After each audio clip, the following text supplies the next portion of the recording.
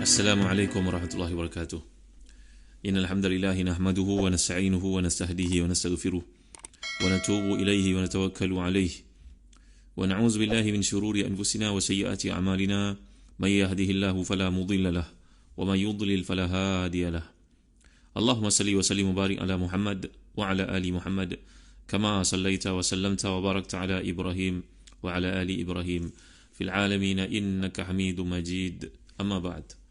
Muslim-muslimat rahmati dan dikasihi sekalian, kita berada pada ayat 35 dari surah Yusuf, iaitu firman Allah Subhanahu wa taala, A'udzu billahi minasyaitonir rajim. Thumma bada lahum min ba'di ma ra'awul ayati la yasjununnahu hatta hin. Lihat pada tafsir Ibn Katsir jilid yang keempat, muka surat 574, iaitu firman Allah Subhanahu wa taala ini maksud. Kemudian timbul fikiran mereka pada ketika itu setelah melihat tanda-tanda kebenaran Yusuf, maka mereka kena memenjarakannya sampai satu waktu. Allah berfirman, kemudian mereka pun berpendapat bahawa sekiranya Yusuf dipenjara sahaja untuk sementara waktu setelah mereka tahu bahawa Yusuf terlepas dari tuduhan itu berdasarkan bukti-bukti yang menunjukkan atas kebenaran, kesucian dan kebersihan dirinya. Nampaknya, wallahu a'lam, mereka menjarakannya pada waktu khabar dan kejadian itu merebak dengan tuduhan bahawa Yusuf lah yang telah merayu isteri Al-Aziz. Itulah yang buat raja menjarakannya. Oleh kerana itu, ketika raja mintanya keluar untuk menghadapnya pada masa-masa akhir di penjara, Yusuf menolak. Sampai ada penjelasan tentang kesucian dirinya, bebasnya baginda dari tuduhan dan pengkhianatan yang ditujukan kepadanya. Setelah ditetapkan bahawa Yusuf bersih dari tuduhan itu, maka barulah baginda keluar untuk menghadap raja. Ini akan kita lihat nanti. Al-Imam As-Suddi menyebutkan bahawa mereka menjarakannya dengan tujuan menjaga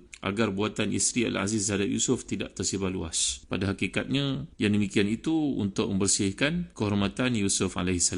Sedangkan isteri Al-Aziz yang bernama Zulaikha ini akan tercemar segala perbuatan jahatnya. Para pendengar rahmati dan dikasihi sekalian, di sini timbul apa yang dapat kita lihat. Satu, seperti disebut dalam tafsir Al-Kabir oleh Imam Fakhruddin Ar-Razi, bahawa bila keadaan jadi kucak-kacir, nampaknya ramai orang yang menyerang peribadi isterinya itu, maka si isteri telah melayu kepada suaminya untuk menjarakan Yusuf, atau jika tidak, dia akan pergi membawa dirinya. Maka si lelaki yang dayus ini telah mengambil langkah untuk menjarakan Yusuf bagi mengelakkan tersebarnya berita yang mengaibkan keluarganya itu. Jadi kita telah pun pelajari bagaimana dalam Islam orang yang dipanggil sebagai dayus. Dayus adalah alladhi yuqiru fi ahlihi al-khubuth, orang yang membiarkan satu perkara-perkara mungkar berlaku dalam keluarganya tanpa dibetulkan. Timbul persoalan bagaimana Nabi Yusuf AS memohon untuk dipenjarakan. Bukankah perkara itu merupakan satu benda yang bersifat ghaya al-makruhiyah, nak dibandingkan dengan ghaya al-matlubiyah, kata Al-Imam Fakhruddin Razi dalam tafsirnya. Berarti kat sini kalau hidup dalam penjara dan duduk dan mengawal diri, para Nabi ini maksum akan dilindungi oleh Allah SWT, bukankah itu lebih baik daripada masuk ke dalam penjara yang merupakan ghaya al-makruhiyah, tempat klimaks kepada segala benda yang keburukan dan manusia tak suka berada di situ. Walaupun kita tidak memasuki tempat itu dan mohon kepada Allah supaya selamat dari tuduhan palsu sehingga dimasukkan ke dalam penjara, tapi kita tak tahu bahawa tempat ini berkumpul segala bentuk kejahatan, anasir yang tidak elok. Maka jawapannya, kata Imam Fakhruddin Ar-Razi, Imam Razi, tilka ladha tastaqibu alaman azimah وهي الندم وهي الذم في الدنيا والإيقاع في الآخرة وذلك المكروه هو اختيار السجن يستعقب سعادات عظيمة وهي الثواب الدائم في الآخرة فلهذا السبب قال ربي السجن وأحب إلي مما يدعونني إليه. Telah saya terangkan doa Nabi Yusuf AS ini bukanlah milih berarti ahabu, berarti yang pertama pun elok, yang kedua elok, cuba pilih yang lebih elok. Macam orang tanya kepada kita, nak naik bas ke nak naik kereta api, tempat ni jauh dan bas ini bas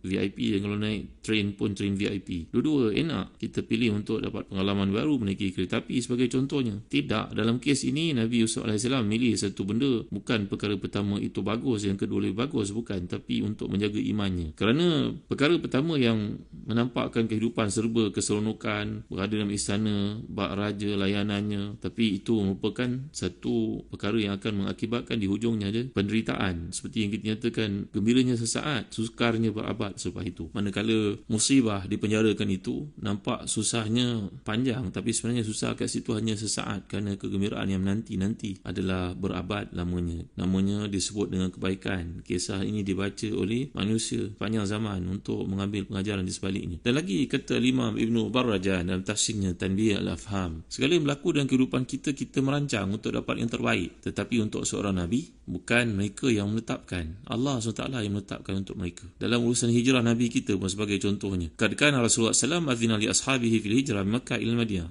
kana dhalika an iznillah wa makadha huwa yantadhiru an yu'dhan lahu, wa kad kana Abu Bakr ista'zana Rasulullah fil hijrah fi man hajara ila Madinah faqala sallallahu alaihi wasallam ana antadhiru izna fil hijrah. Tengok dalam perkara bersangkutan kehidupan Nabi ini, segala ketetapan itu bukan mereka yang hendak pilih. Seperti yang ditanya tentang Nabi SAW ini berkahwin dengan seorang budak, tahapnya, tarafnya, umurnya, seperti fitnah yang ditujukan kepada Nabi SAW, bahawa Nabi berkahwin dengan Aisyah radhiyallahu anha, usianya 8 tahun, bersama dengannya pada usia 9 tahun. Ini kata-kata fitnah yang ditujukan oleh pihak orientalis bagi menunjukkan, mencari satu weakness spot dalam Islam, yang padahal apa yang mereka lakukan itu, mereka menyangkakan bahawa Nabi ikut suka-suka untuk berkahwin dengan siapa yang dipilihnya. Seperti kata Syekh Dr. Abdul Hakim Murad, tak betul. Nabi bukan pilihan baginda, itu semua ketetapan daripada Allah Subhanahu wa taala. Bagaimana contohnya dalam perkahwinan Nabi dengan Aisyah radhiyallahu anha itu, bahawa diperlihatkan kepada Nabi, dibawa Aisyah itu kepada baginda sallallahu alaihi wasallam, beritahu ini isterimu dunia juga akhirat wahai Rasulullah SAW. Dan Aisyah radhiyallahu anha sendiri yang beritahu tentang umurnya ketika dinikahi oleh Rasulullah SAW. Berapa kita duk ikut sangat apa yang dilakukan oleh pihak musuh, orientasi dan sebagainya untuk mencari kelemahan Islam. Kita berada pada satu persimpangan untuk mengirda, untuk memenuhi tuntutan permintaan mereka lebih daripada apa yang terdapat dalam Islam. Mereka begitu kita. Maka kembali kepada kisah Nabi Yusuf AS yang disifatkan Allah sebagai sebaik-baik kisah ini. Maka segala yang berlaku, kita nampak permohonan, permintaan baginda SAW supaya dipenjarakan, sebenarnya itu semuanya merupakan wahyu daripada Allah SWT. Laisa sya'nul anbiya alaihi wassalam fima nafham kasiwahum bal sya'nuhum intizar al-izin min Allah la yataqaddamuna wa la yata'akharuna ila ghairi dhalik wa huwa sallallahu alaihi wasallam lam yu'dhan lahu fil i'lam li abihi bi sya'ni. Nanti kita akan lihat ada orang bertanya, mengapa Nabi Yusuf alaihi salam tahu bahawa ayahandanya masih hidup, Yakub itu dia tidak mengutus surat ke, menghantar orang untuk memberitahu keadaan dirinya ke. Jadi perkara-perkara sedemikian yang kita sibukkan, mengapa? Kerana nabi-nabi Allah ini seperti yang telah disebutkan tadi, mereka adalah mendapat wahyu daripada Allah. Segala pergerakan mereka adalah wahyu daripada Allah SWT. Cuma dalam juz'iyat ada perkara-perkara tentu saja yang diberi kepada mereka peluang untuk bermesyuarat dengan para sahabat di kelilingnya, sebagai contoh orang-orang penting kelilingnya. Jadi balik kita kepada kisah Nabi Yusuf AS ini, maka selepas golongan yang menekan baginda melihat bahawa tiada cara lain untuk menyelamatkan keadaan melainkan mereka kena penjarakan Yusuf AS. Jadi perbicaraan tentang Nabi Yusuf ini dan sikap isteri pembesar itu tidak berakhir, makin meluas kerana kini yang terlibat sudah sangat ramai. Sebahagian bicarakan keelokan, kecantikan, rupa paras Yusuf, budi pekertinya. Sebahagian menceritakan apa yang berlaku di ruang makan ketika memenuhi undangan yang lalu, terpotong jari. Dan ada juga yang menangguk di air keruh, membicarakan pengkhianatan isteri orang besar itu. Kini nama baik tempat dan juga pemimpin itu mulalah tercemar dan menggoyangkan wibawa pemerintah. Dan ini kena diberhentikan. Dan tentu saja tidak sukar untuk dilakukan dalam masyarakat yang tidak bertuhankan kepada Allah SWT. Masyarakat yang sudah ditimpa kebejatan, penyimpangan dan hidup hanya untuk memenuhi tuntutan syahwat. Alangkah dalam masyarakat Islam sekalipun berlaku penindasan hak kepada mereka yang tertentu, ini akan pula kalau masyarakat yang tidak beriman kepada Allah SWT.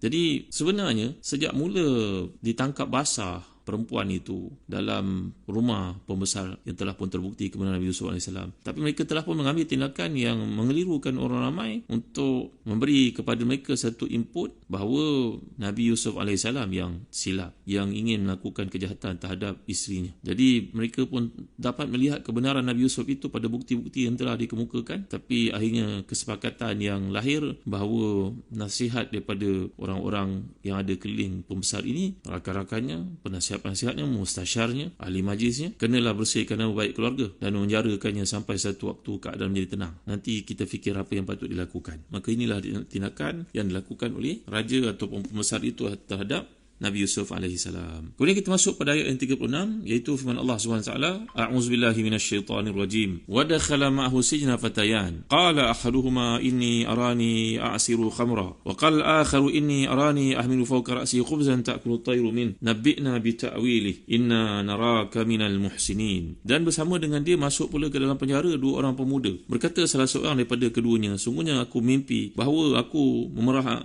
anggur, dan lain kata sungguhnya aku mimpi bahawa aku membawa roti di atas kepalaku. Sebahagiannya dimakan burung. Berikanlah kepada kami tafsirnya. Sesungguhnya kami mandang kamu di kalangan orang yang pandai mentafsirkan mimpi. Ini tuan-tuan melihat terjemahannya pada muka surat 575 tafsir Ibn Katsir. Qatadah mengatakan bahawa salah seorang dari mereka ini yang merupakan pelayan, pembuat minuman raja. Seorang lagi pembuat roti. Ada yang mengatakan bahawa dia merupakan khabas, yang seorang lagi merupakan pembuat makanan. Jadi As-Suddi berkata bahawa mereka ni dipenjarakan dengan tuduhan meracun makanan dan minuman raja. Di penjara, Nabi Yusuf terkenal dengan sifat yang baik, seperti dinyatakan oleh Al-Imam Al-Baghawi dalam tafsirnya, bahawa Nabi Yusuf AS masuk saja ke dalam penjara sudah kelihatan sifat-sifat baik yang ada padanya. Iaitu bila Allah Taala menyebut lagi perkataan Al-Muhsinin di sini, iaitu nak menunjukkan kepada kita tentang bagaimana sikap yang ada pada baginda. Kana idza marida insanun fi sijni adahu wa qama alaihi bita'ahud wa idza dhaqa alaihi al-majlis wasa'a lahu wa idza ihtaja ila shay'in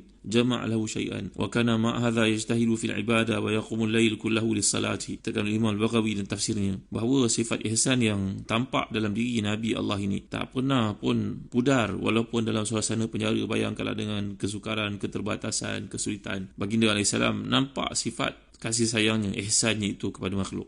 Kalau ada yang sakit, dia pergi ziarah. Kalau ada yang datang, dia akan bagi peluang untuk duduk, menghormatinya. Kalau orang itu memerlukan sesuatu, dia akan bantu kumpulkan apa yang ada supaya dapat meringankan bebannya itu. Walau di samping ditambah pula dengan sikapnya di sudut ibadah itu, bangun malam, qiyamul lail untuk salat. Jadi ada yang mengatakan bahawa bila masuk ke dalam penjara itu, manusia yang kadang-kadang sudah tiada harapan lagi untuk meneruskan kehidupan mereka, kerana mungkin kena penjara seumur hidup, maka inqata'a raja'uhum wa tala huznuhum faja'ala yusallihim wa ja'ala yaqul abshiru wasbiru tu'jaru. Maka Nabi Yusuf AS akan memberi kepada mereka motivasi, memberi mereka berita gembira, menenangkan mereka dan berkata kalau kamu sabar bagi kamu ganjaran. Mungkin kalangan mereka ni merupakan orang-orang Islam yang pernah beriman dengan putusan Nabi-Nabi yang ada di situ, kata sebahagian daripada para ulama. Maka akhirnya orang dalam penjara itu pun tertarik dengan akhlaknya. Mereka berkata barakallahu fik ya fata ma ahsan wajhaka wa khuluqaka wa hadithaka lakad burika lana fi jiwarika faman anta ya fata. Mereka melihat Nabi Yusuf punya sikap itu dan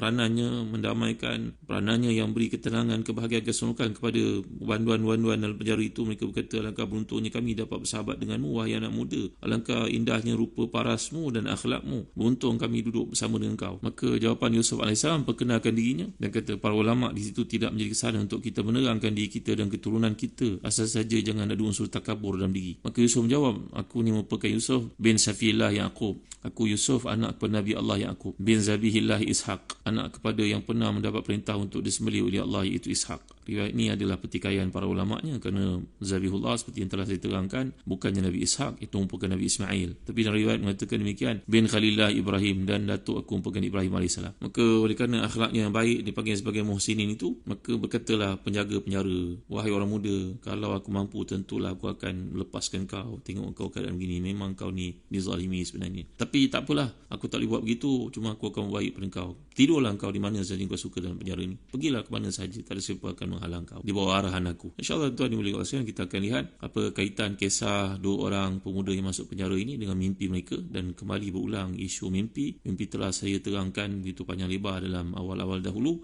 tentang kebenarannya dan kiriman maklumat yang terdapat di situ oleh Allah SWT kepada golongan tertentu. Nanti kita akan pelajari lebih lanjut mimpi dua orang pemuda ini yang kesan dalam kehidupan mereka. Wallahu a'lam. Wa sallallahu ala sayyidina Muhammad wa ala alihi wa sahbihi wa baraka wasallam. Walhamdulillahi rabbil alamin. Wa barakallahu fikum. Wassalamu alaikum warahmatullahi wabarakatuh.